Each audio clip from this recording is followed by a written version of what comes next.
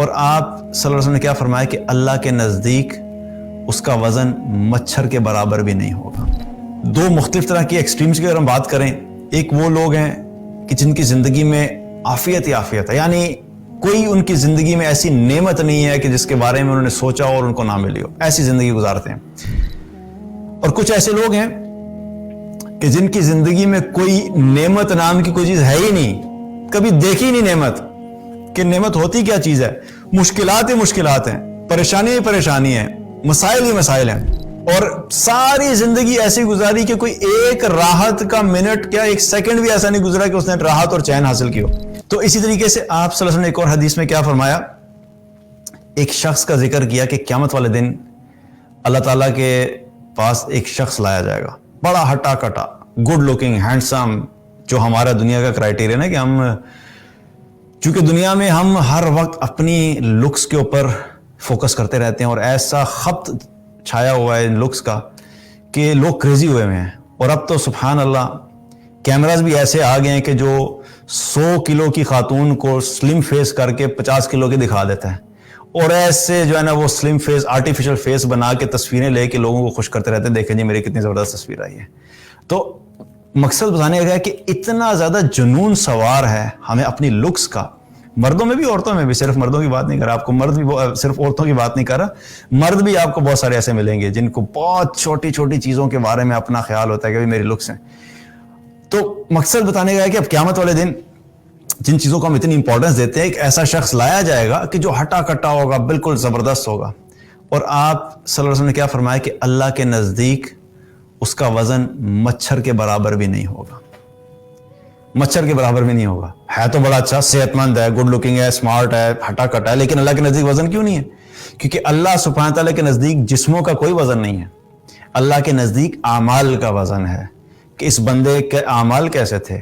یہ اللہ کی اطاعت کرتا تھا، اللہ کے رسول کی اطاعت کرتا تھا، نمازیں پڑھتا تھا، اخلاق اچھا تھا، لوگوں سے لین دین ٹھیک تھا، معاملات ٹھیک تھے، کس قسم کا انسان تھا۔ یہ سب چیزیں انسان کا وزن بناتی ہیں۔ ایک مسلمان کا جو اصل وزن ہوتا ہے وہ اس کا کردار اور اس کا کریکٹر ہوتا ہے، یہ دنیاوی چیزیں اس کا وزن نہیں ہوتا۔ تو اب وہ کیا ہے کہ آخرت میں ایسا شخص آئے گا لیکن اللہ کے نزدیک مچھر کے برابر بھی اس کا وزن نہیں ہوگا۔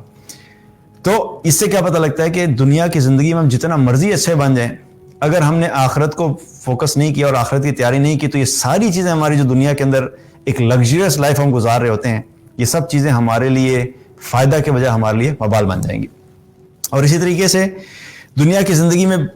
دو مختلف طرح کی ایکسٹریمز کی اگر ہم بات کریں، ایک وہ لوگ ہیں کہ جن کی زندگی میں عافیت ہی عافیت ہے، یعنی کوئی ان کی زندگی میں ایسی نعمت نہیں ہے کہ جس کے بارے میں انہوں نے سوچا اور ان کو نہ ملی ہو، ایسی زندگی گزارتے ہیں۔ اور کچھ ایسے لوگ ہیں کہ جن کی زندگی میں کوئی نعمت نام کی کوئی چیز ہے ہی نہیں، کبھی دیکھی نہیں نعمت کہ نعمت ہوتی کیا چیز ہے، مشکلات ہی مشکلات ہیں، پریشانی ہی پریشانی ہیں، مسائل ہی مسائل ہیں، اور ساری زندگی ایسی گزاری کہ کوئی ایک راحت کا منٹ کیا ایک سیکنڈ بھی ایسا نہیں گزرا کہ اس نے راحت اور چین حاصل کی ہو۔ اب یہ دونوں لوگ جو ہیں آخرت میں کیا ہوگا، قیامت والے دن اللہ کے سامنے لائے جائیں گے۔ اللہ تعالیٰ فرشتوں کو کہے گا کہ جس شخص نے راحت والی زندگی گزاری اس کے بارے میں حکم دیا جائے گا کہ ذرا اس کو جا کے جہنم کا ایک غوطہ لگوا کے لاؤ۔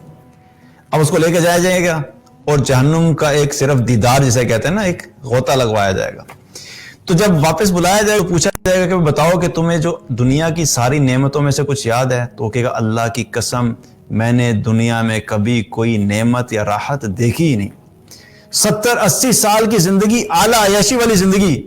گاڑیاں بھی اعلیٰ قسم کی، گھر بھی اعلیٰ قسم کا، کھانے بھی اعلیٰ قسم کے، ہر چیز as per the highest standards, سب کچھ کیا تھا، لیکن کیا تھا، اللہ کا نافرمان تھا۔ اور ابھی جہنم میں گیا نہیں، اللہ سبحانہ تعالیٰ کے صرف ایک غوطہ دلوا دو،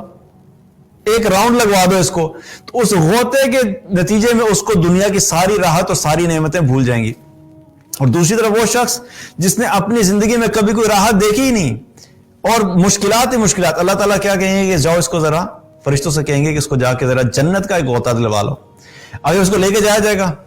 جنت کا غوطہ دلایا جائے گا، صرف دیدار کرایا جائے گا، تو دیدار کر کے جب واپس آئے گا تو اسے پوچھیں گے اللہ تعالیٰ کہ کیا تم نے دنیا میں کبھی کوئی مشکل وقت دیکھا تھا؟ تو کہے گا اللہ کی قسم میں نے دنیا میں کبھی کوئی مشکل دیکھی نہیں۔ 70-80 سال کی مشکلات जन्नत के सिर्फ दीदार के ऊपर इंसान वहां पे भूल जाएगा। तो जो जन्नत इतनी खूबसूरत है कि जिसके दीदार पे 80 साल की मुश्किलात इंसान भूल जाएगा, don't you think it's worth it कि हम अपनी 70 साल की जिंदगी उस जन्नत को हासिल करने के लिए गुजारें, कि जिसका दीदार इंसान को दुनिया की मुश्किलात को भुला देगा, तो उसमें जाने के बाद इंसान की क्या कैफियत होगी। तो यहां से भी क्या पता लगता है कि असल चीज आखिरत की जिंदगी है। दुनिया की हकीकत को समझना इसलिए जरूरी है ताकि हम अपनी आखिरत को फोकस कर सकें, अल्लाह को राजी कर सकें। और जब अल्लाह को राजी करके जाएंगे और इस दुनिया की हकीकत को समझेंगे तो क्या कि तभी हम कामयाब हो सकते हैं। तो इसलिए आज जो सेशन था, मकसद उसका यह था कि एक तो सबसे पहले मेरे अपने लिए रिमाइंडर था, हम दुनिया की जिंदगी में जब खो जाते हैं, मसरूफ हो जाते हैं, तो हम अपनी आखिरत से गाफिल हो जाते हैं।